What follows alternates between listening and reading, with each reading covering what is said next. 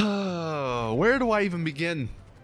You know, I'll say this first, for the people that are gonna hate on me for hating on this DLC, I love the DLC, man. It's freaking awesome. It's almost everything I think we could have wanted in a DLC. Yeah, like every other DLC, the prices could be lower and the payouts could be higher, but they gave us almost everything we wanted. Heists, jetpacks, underwater stuff, off-roading vehicles, the Deluxo.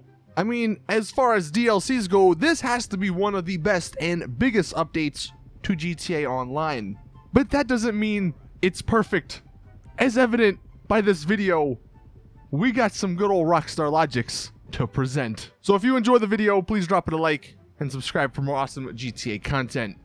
Now, this first Rockstar logic isn't necessarily about the DLC. It's about this starter pack that they added to the game. For those unaware, it's $40 and you get access to what they call a starter pack. And what that includes is $1 million in bonus cash, which is kind of good. You get the Maze Bank West Executive Office, which is very good. Now you get the Paleto Bay Bunker. The bunker's nice, but really, they had to pick the one up in Paleto Bay. You also get a counterfeit cash factory. Why?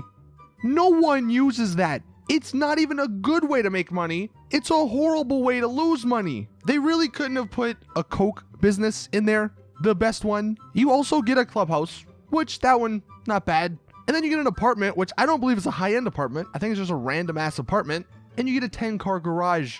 So for properties, you really aren't getting much. The only good things are the office and then maybe the clubhouse, because the bunker is up in Paleto Bay, and if you do missions in that bunker, the game is gonna drive you mad because you're gonna have to freaking waste like 20 minutes driving from Paleto Bay all the way to the south of the map to do missions. But where it gets even more of a joke are the vehicles. We have the Dune FAV, the Miyabatsu Frogger, the Enos Windsor, the Obey Omnis, the Coquette Classic, the Turismo R, the Pegasi Vortex, the Huntley S, the Western Zombie Chopper, and the Banshee. Apart from the Turismo, none of these vehicles are good. How is that considered a starter pack? Name the last time you've seen any of these vehicles in GTA Online.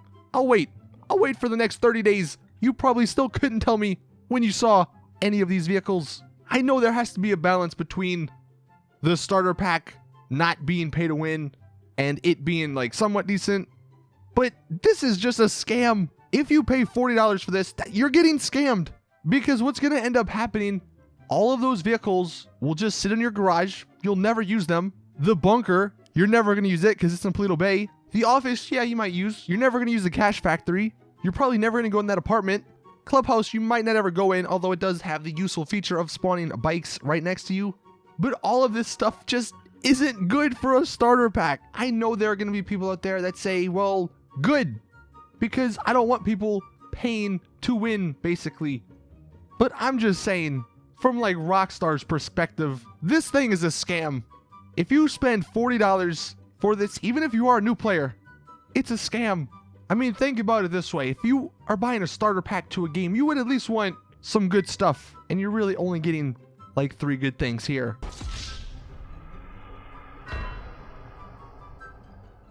Now, getting into the Doomsday Heist, we'll start with the facility, the new property added to GTA Online. I just want to know, Rockstar, why?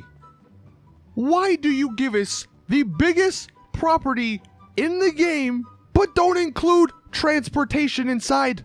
You give us transportation in the bunker, which has all kind of stuff in the way. You can't move around. It's so constricted that the transportation is useless. But in the facility, we have a giant hallway, which if you just remove the stupid scanning machine, a little transportation cart or something would have been nice. It takes like 5 minutes, I feel like, to go from the entrance all the way to the heist room. And whose genius idea was it to do that? Why can't the heist room be close? It's just so freaking annoying to run so far just to start up the heists.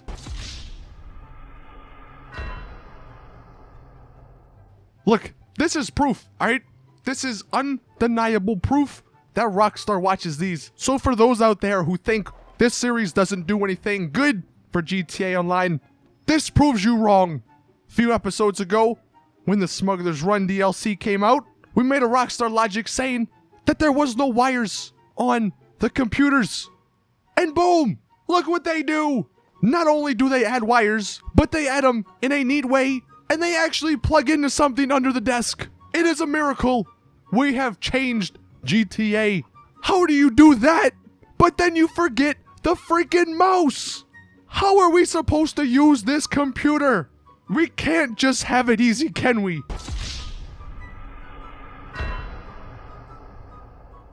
And I think something's broken with this guy. First off, what is he typing? His hands aren't even on the keyboard. So what is he typing? And second off, what kind of glass is this that doesn't show thermal? He's clearly there. So why isn't he on my thermal vision?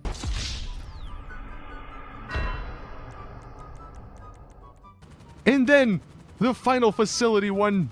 You can park any vehicle on top of the facility door. We parked an MOC on top of the facility door, but it don't care. It will still open regardless. Now where it gets interesting, the vehicles. This may be my new favorite Rockstar Logic of all time. That's how good it is, people. The Stromberg, the new submarine car. I love this thing, man. I've been a huge fan of the ocean, and the fact that we now have a car that can drive on land and then go in the water is amazing. But how in the hell does this make sense, Rockstar? My passenger is holding a freaking Molotov cocktail that is lit on fire outside of the window under the water, and we are still fine. That should not be happening. I mean, that's just like a double Rockstar Logic. One, if the window opens, the water comes in, boom, the thing sinks. And then two, how is a freaking Molotov cocktail still lit underwater?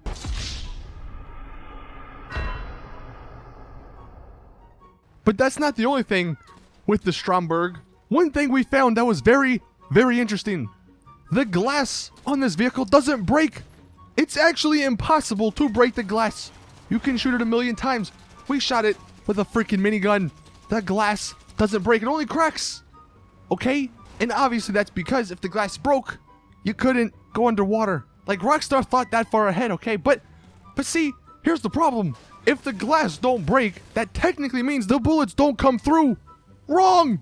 I can still get killed in my Stromberg despite the glass being invincible.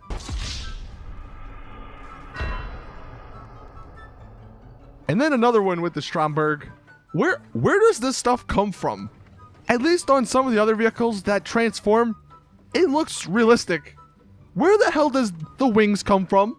Where does the engine come from? Or the things on the back when it's in the water? Where does that stuff come from? There's not even a little line or something on the car. No, they just pop out of nowhere.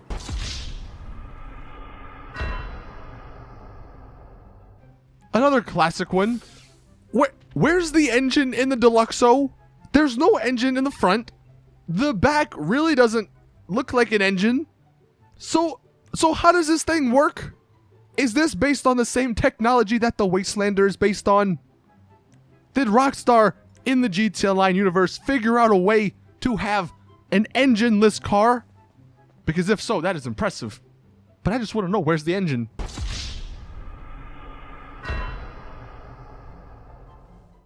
Now with this Doomsday Heist, they added new gas masks. And in the past, we've done a Rockstar Logic on those gas masks, or the older gas masks, and how, despite them being called gas masks, they don't actually let you breathe in tear gas. Which is, by the way, a weapon or a grenade, whatever, that no one ever uses. When was the last time you've seen tear gas? Probably the same time you've seen those vehicles in the starter pack. But I could maybe understand it, alright? They never planned for that with the old gas masks. But guess what? They've had time. It's been 4 years. So I just want to know why the new gas masks don't freaking protect you from the tear gas. That in no way would be overpowered. So why doesn't it happen?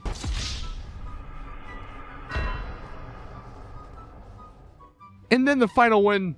This is just classic Rockstar.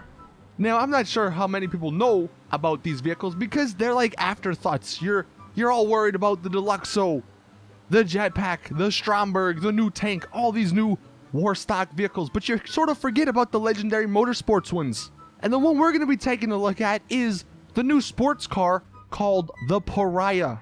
Now, I will admit I was a little wrong in my buyer beware. I said it doesn't feel like anything special. You know, it's just another generic or general sports car. Don't buy it. Or if you want to buy it, just know it's not going to be anything special. Oh, was I wrong? Because only in GTA Online could a sports car beat pretty much every supercar. Look at this. Now, I know this is just a straightaway, but this is a sports car going against one of the best supercars, the X80. And it smokes it. Like, there's no competition here. How does that make any sense? This thing is a beast. I mean, this completely destroys the sports class now for racing. So how is that something they didn't catch when they were testing this update? There you guys have it. That is this week's episode. Man, like I said, it's not a perfect update. I like it, but it's not a perfect update. If you guys have any of your own Rockstar Logics you want to submit, then you can leave them either in the comment section or you can tweet them with the hashtag Rockstar Logic. But let me know your thoughts. Since the DLC's been out a week, how have you been liking it? And let me know what your favorite thing from it has been. I did want to add the Rockstar Logic in this video about the Act 3 finale and how it's just insanely hard. But I feel like me going on that rant would make this video even longer than it needs to be. So that is going to do it for this week's episode. Like I said, thank you all for watching. Please drop the video a like if you did enjoy. Subscribe for these pretty much every Sunday. And as always, I'll see you guys in the next one.